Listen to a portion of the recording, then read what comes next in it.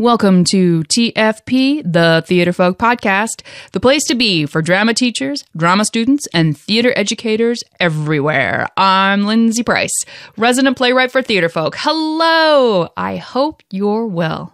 Thanks for listening.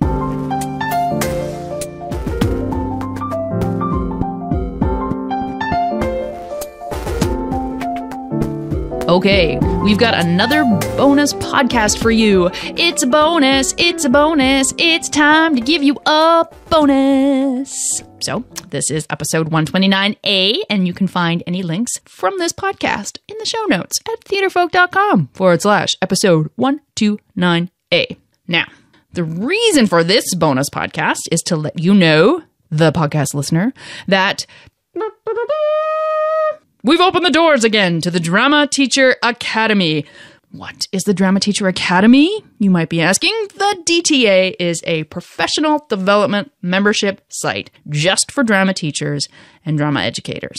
It offers workshops on demand, PD when you want, at the pace you want, and what you want. And what I mean by that is that you don't have to search out professional development in your area. You don't have to fit a workshop into your busy schedule. You don't have to worry that the workshop leader is going to spend all their time talking about themselves or rush through an exercise or give you no exercises. The aim of every course in the Drama Teacher Academy is to give you something, not just to learn, but something that you can take into your classroom to use or teach. A workshop on mask, that's fine. A workshop on how to teach mask to 40 high school students is awesome. Wouldn't you love to learn an exercise tonight and teach it tomorrow? Download a lesson plan and be able to use it immediately? So here at Theatrefolk Global Headquarters, we've been operating the Drama Teacher Academy for 9 months now. And it's been amazing.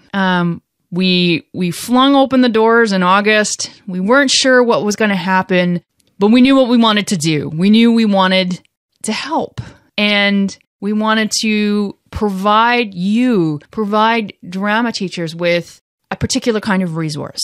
And we love hearing how the resources in DTA have helped teachers, have motivated teachers, inspired teachers. There's nothing that makes me happier when someone comes up to us at a conference and says, "This is my first year. You saved my life." You know, I can't, it just makes me tingle. It's just great.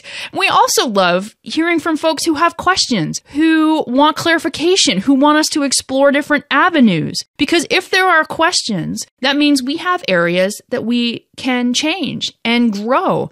And if we change and grow, we can only get better. So we're at a place now where we can leave the doors open to the Drama Teacher Academy. We can leave them open permanently. We're not closing our doors anymore. So you can join at any time. You know, if you're thinking about the summer months and you want to take some courses, if maybe now's not the time, but you're going to bookmark it and do it later, it's all good. But I got to tell you, now is the time to join DTA. The time to join is nigh, like right nigh. And let me tell you why. So we have a limited time sign-up offer where you can join the Drama Teacher Academy and your first month is $1. Let me say that again. You can join the Drama Teacher Academy and your first month is $1. Now, the Drama Teacher Academy is a membership site, so there's a monthly fee of usually $37 per month or $444 a year.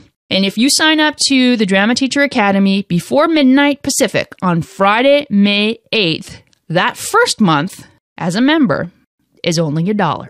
You can check out courses, check out resources, check out the private Facebook group. I love this group. Oh, it is filled with the most lovely drama teachers who are great at sharing their expertise, asking questions, answering questions.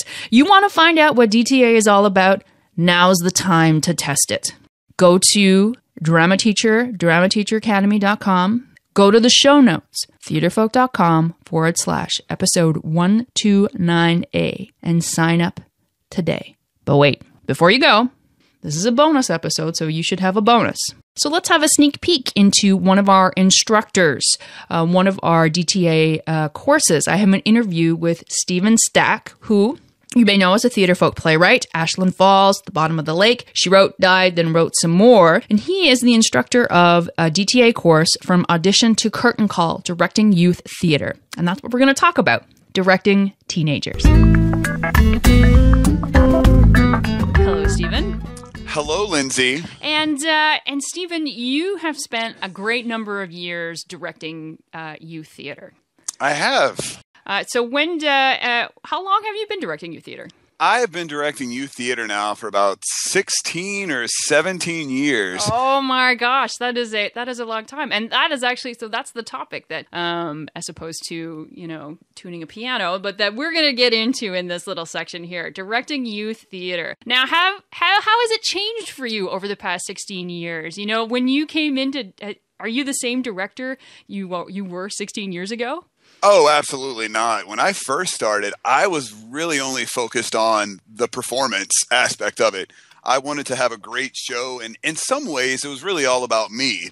And I mean, honestly, and then what happened as I continued working with more and more students and noticing various things about how students interacted with one another and what they got out of the experience, I realized that it honestly has very little to do with the performance at all, that it's actually all about the process of getting to the performance. And that made my teaching and my directing so much better. Oh, and I think that's really important when we're talking to teachers, and this is all part of our teacher tune-up, and that it really, even being in a play can be a teachable moment, can it? Absolutely.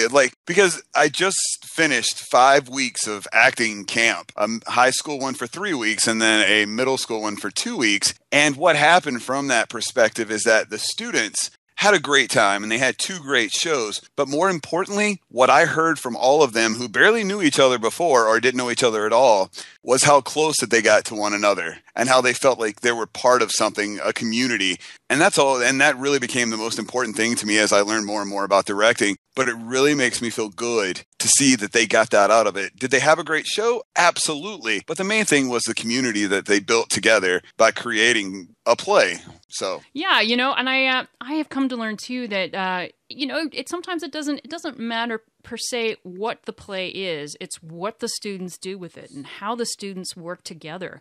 And just even building that, building a community can it can influence them for the rest of their lives, can it? Absolutely. And one thing that theater really is amazing with, because it can take students from all walks of the educational setting, the kids who, fit in and seem to always belong. And it also gets the kids who seem to always be slightly on the outside. Not that they don't fit in, but they're never really part of the in-group. And what it does is bring everybody together to create this world of the show. And by the end of it, they've got this community where they actually all belong together. And it's just a fascinating, and it's just, I think sometimes that people don't really realize what theater is capable of in the educational setting or any other setting, really. Well, I think when we focus on that, when we take that focus off of production and off of the, sometimes we talk to a lot of teachers who are in a competition vein. Mm-hmm. And if we take that emphasis off of win, win, win, win, win, and the tools that we can teach them and how we can, through the rehearsal process, those learning tools and skills within rehearsal, then you win no matter what happens. Absolutely. And one of the things I stress to my actors is that they have no control, or they have very little control over the final outcome, the performance. Because since it's a live performance, anything can happen at any time. You just don't know. So by putting their focus on the process, by getting them to that final rehearsal and knowing that they deserve to have a successful show, that they've done everything in their power to have a successful show, they already been successful at this point. They've already nailed it. Yeah, for sure. Oh, that's so exciting. Okay, so if we're going to take production out of it, they still have to go through the whole rehearsal process. And would you say that the first rehearsal is where you're sort of laying your foundation for this kind of success that we want to see in these students? When you have a very efficient and well-structured first rehearsal, you set the groundwork for everything that's to follow. So that allows the students to see, first of all, that you know what you're doing. And second of all, it's meant to get them excited about the whole process of this play rehearsal. Because basically what you're doing in that first rehearsal is just completely setting the foundation, and you've got to have a strong foundation to make sure that the show and the rehearsal process works out the way it should. Okay, so let's get into some meat of this about how we're going to go about setting this foundation. So what's your best tip here for if you're going to set the foundation in the first rehearsal, what do you do? Basically, what you first have is the plan outside of it is that you've already got your first rehearsal completely outlined with everything that you're going to do from beginning to end. And one of the things I always like to do is point out some of the keys that every actor has to know going into the process. Oh, all right. Okay, so give me these keys. Well, the first one is to let students know that memorizing lines is no big deal. As a matter of fact, what I just did in that camp, what we did was a play in a day, or basically a play in 3 hours, where they took a one-act play and they were in charge of doing the read-through, doing the casting, the directing, the blocking, and playing all the characters. So they would have to memorize all their lines in a short amount of time. In one day. And nobody freaked out or anything? Like, oh my gosh, I have to memorize my lines all in one day? Well, basically they would have, but I already brought this up about memorizing lines is no big deal, that it's just something you do. So some of them at first were like, I don't know if I can do this. But what happened through the process, as they did the work, as they memorized their lines, so many of them came up to me and go, you're actually right. It's no big deal if I just memorize the lines. I was like, exactly. So letting your actors know in that first rehearsal that memorizing lines is no big deal. It's just something you do sets them up. It takes the fear away that they have about lines that pretty much got instilled when everybody complimented them as little actors. Oh, look at you, sweetie. You memorized all your lines. So then they saw it as a big deal, but you take that away and go, it's no big deal. You just do it. It's just part of the process. You're just doing it. And if you set that expectation, as I find all the time with students, you set an expectation and then they will meet it. Well, yeah, because the thing is, students are so much more capable of doing things if we put the expectations out there. They want to reach high expectations, but sometimes we lower them when they don't want them to be lowered. Awesome. Okay, so tip number 1, memorizing lines is no big deal. Key number 2. Let them know that there are small parts. There is not one student actor, any actor in the world who has not received a part with 3 lines that didn't understand right at the beginning that that's a small part. But then what happens is we tell them there are no small parts, just small actors. Well, then what that does is add guilt to the fact that they have a smaller part for questioning it, because I see students all the time when they get cast, they start counting their lines to see how many lines they have. They're fully aware of it. So when I come out in that first rehearsal to go, look, there are small parts. If you just go by lines, there are people with a lot of lines, and then there are people that don't have a lot of lines. But then I stress, here's the thing. It doesn't matter about the lines, because if the part wasn't vital, it wouldn't be in the play. Awesome. I love that. Okay, number 3. Focus on your character and not yourself. We talk about how self-consciousness doesn't have to happen on stage. It happens because our focus is in the wrong place. When we're nervous on stage, when we're self-conscious, when we're worried about how we're looking, what's happening is we're focusing on ourselves. And the cool thing is, if we take that focus and put it on the character and what the character wants, our hands stop shaking, our legs stop hopping around, we stop sweating unless the theater is really, really hot. And that's where self-consciousness just goes away. Love that. Okay, and then let's go. Number 4. Come through. Well, in any situation in your life, especially theater, when you work with other people, you have to know that that person across from you, the one you're working with, is going to come through by doing whatever they're supposed to do. Whether it's memorizing their lines, whether it's blocking, whatever it is, you have to trust beyond a shadow of a doubt that that person's going to come through. And for an actor, what an actor has to do is make sure they do their part so they come through. They're off book on the off book date. They know they're blocking. Off stage, they're treating everybody else with respect. Because when that happens, when everybody comes through, you can create magic on stage because everyone trusts one another. And without trust, there's no magic on stage. When you're 4 or 5 and you're playing on a playground, you don't have to know the people at all to play all these games and these fun characters because you already trust them because you're 4 and 5 and they haven't really started becoming adult-like where sometimes they don't come through. So you can play. So that's why I always talk to my actors about finding that inner 4-year-old or that inner 6-year-old so they can play too. And part of that is just coming through for one another. And last key. Stress to your actors that when they're on stage, they don't act. Well, acting's the worst thing an actor actually ever does on stage. What that means is they're pretty much not actually listening and responding. They're not in the moment. What happened when they're young, they're really taught to perform, how to say a line, how to stand on stage and things like that. The line of, I don't know how many actors have come up to me and go, would you like me to rehearse my lines in the mirror? No, I don't. Simply because if they're rehearsing how they're going to say their lines, they're not actually in character. They're performing a character. It comes off as rote. Absolutely. And some, don't get me wrong, some young actors are great performers. And if you're not really paying attention, they could pull that off. But it's not even about the audience. It's about the actor. How much more fun it is to just totally let this character take over you and just play the moments and respond truthfully. There's one game we play in rehearsal. It's one of my favorite ones because I can't really announce it because then people would give it away. It's called the curveball.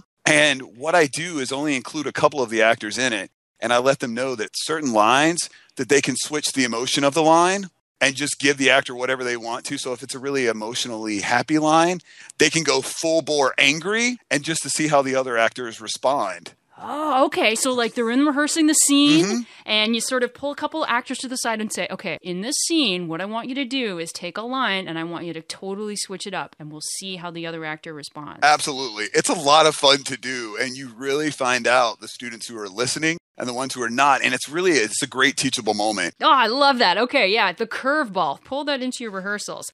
Okay, so that there is when you've got your first rehearsal, set up these 5 keys for your students, and what an amazing sort of turn it on its ear experience for your students if they know that, one, memorizing lines is no big deal. If they know, look, we're aware there are small parts, and that if you're nervous, okay, put your focus in your character, not on yourself. If you want to have this wonderful experience with everybody, it's your responsibility to come through. You have to know your part. You have to know your blocking. We want to create a community of trust, and that's when the performances are going to really rock. And I love this last one. Don't act. We don't want performances. We want students listening and reacting. And I think that little curveball exercise is a fantastic later rehearsal exercise to throw in there and see who's listening. Stephen, that's awesome. I love that. Very cool. Yeah, I thoroughly enjoy the whole concept of that first rehearsal. It's my favorite rehearsal, actually. Fantastic. Thank you so much, Stephen. That was Stephen's 5 keys for directing youth. Learning lines is no big deal. There are small parts. Focus on your character, not yourself. Come through. Don't act. If you want more of this course or more courses in topics like teaching mask, playwriting, classroom management, Laban, big picture blocking. Wouldn't you love to be able to arrange your students so in vivid pictures, no lines, nobody just standing around, big picture blocking, costuming, voice, breath control, monologue work, close reading. Sign up to the Drama Teacher Academy before midnight Pacific on Friday, May 8th. Your first month as a member is only $1. You can go to the show notes, theatrefolk.com/episode 129. Click the link for the Drama Teacher Academy. You can go to dramateacheracademy.com, dramateacheracademy.com. Sign up today. Finally, where can you find this podcast? We post new episodes every Tuesday at theatrefolk.com and on our Facebook page and Twitter. You can find us on youtube.com/theatrefolk, and you can find us on the Stitcher app. You can subscribe to TFP on iTunes. All you have to do is search for the word Theatrefolk. I love the Drama Teacher Academy, and I know you're going to too. So join us, will you? That's where we're going to end. Take care, my friends. Take care.